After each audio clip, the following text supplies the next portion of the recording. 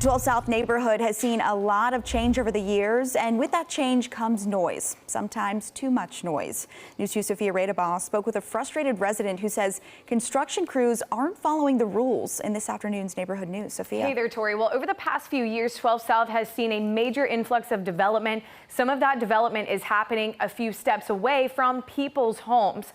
Rachel Monahan grew up in Nashville and has lived in 12 South since 2008.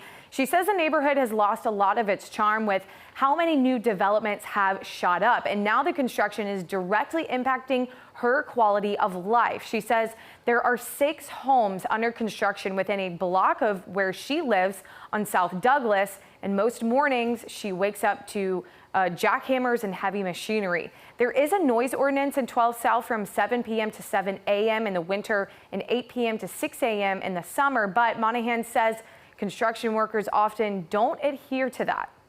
And they'll start sometimes as early as 6:30. I know Black Friday they were out there, so that's one of the few days you have off. You want to relax. They were out there. You know, my dogs don't even want to walk anymore because there's jackhammering or sawing or hammering, and it's just like a constant onslaught everywhere we go. Now, Tom Cash, the council member for the area, encourages everyone to report these disturbances to Hub Nashville. You can do that online or call 311. Back to you, Tori. Thanks, Sophia. We want to know what's happening in your neighborhood. Email your neighborhood stories to neighborhoodnews@wkrn.com. We just might feature your story right here on News 2 at 3.